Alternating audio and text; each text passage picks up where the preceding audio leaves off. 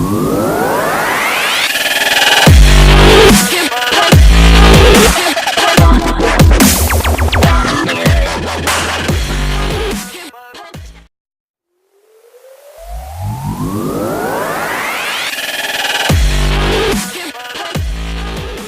Battle of the Off-Road Beaters, Ford F-150 Custom vs Geo Tracker, Jeep Cherokee, Land Rover Discovery.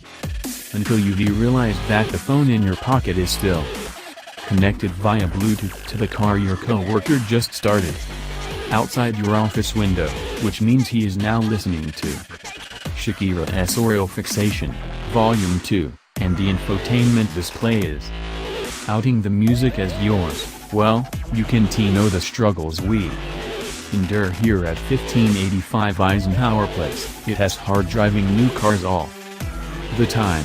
Sometimes you just gotta go for a run in a turd. That's more or less how we decided the time had come for another beater challenge. Past such budget burners have featured ice racing, a sort of streetcar Olympics, and a cross-country scavenger hunt. For this installment, we decided to buy old 4x4s and fix them up so we could break them again. Pairs of editors were given $1,500 budgets, which they promptly blew, and we devised a series of off-road abuses. The scoring was, to put it mildly, improvised. Agreeing that insanity was the surest path to victory, we found a '79 Ford F-150 missing the bed, fenders, and hood. The hood was not actually missing, but the seller wanted to keep it because he was using it as a sled to pull his kids around behind a snowmobile.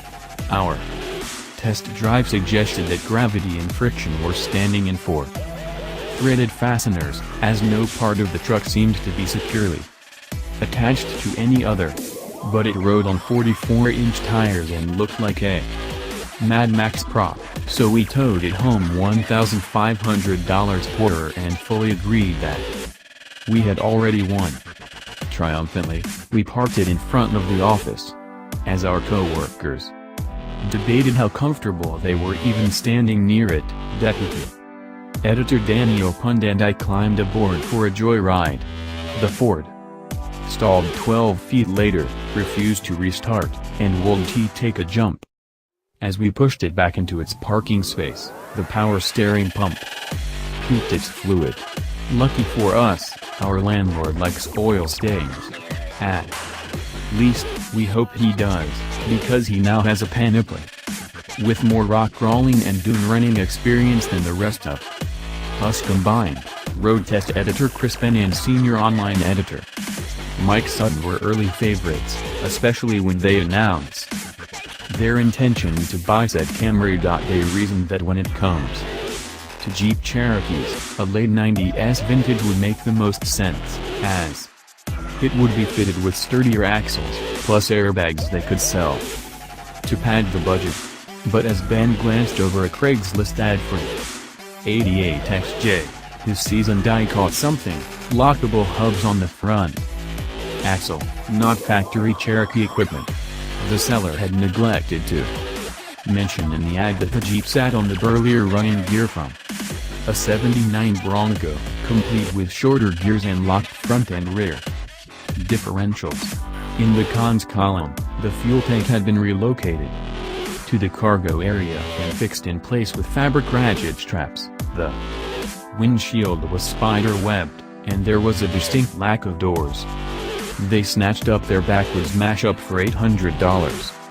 Looking to maximize agility and minimize parts cost, Hyundai assistant tech editor David Beard set their hearts on a Suzuki Samurai. They found one with an external roll cage that the seller told them doesn't look pretty, but that's because I know it works. That pitch apparently worked for other potential buyers, because it was sold out from under them. They found another that the seller said didn't run so well because it got stolen for a year and they didn't take very good care of it. Ultimately, the Beard team laid out $1,200 for a 1990 George Tracker with a 3-inch lift and a Noto showing 130,000 miles. After a quick vacuuming, some megures on the dash, and a loving exterior wash, it looked like an honest $3,000 car. Right up until your humble narrator did a cannonball onto the Tracker's hood, because who needs a hood? Our leaking liabilities successfully registered and insured, we set our schedule. We detrundle 60 miles west to Bundy Hill, a 350-acre gravel pit cum off-road park in Jerome, Michigan. After a few days for recuperation and repairs, we de-long-haul 220 miles northwest to the dunes at Silver Lake State Park along Lake Michigan. And then one morning we arrived at the office to find an old Land Rover, sans front bumper, wanting in on the fun. Creative director Darren Johnson had emailed a Craigslist link to editor-in-chief Alterman asking if he could dark horse a discovery into the competition. In retrospect, the one-word reply, boom, might not have been permission so much as a prediction for the outcome.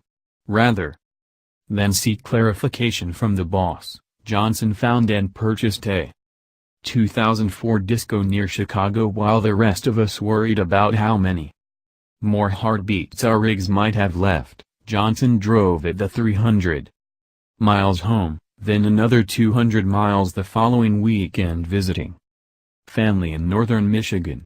It was there that it developed an ominous knock, requiring photo assistant Charlie Ladd to rescue his teammate and tow the wasteland Rover back to the office. And so began Car and Driver's fourth quasi-periodic beater challenge.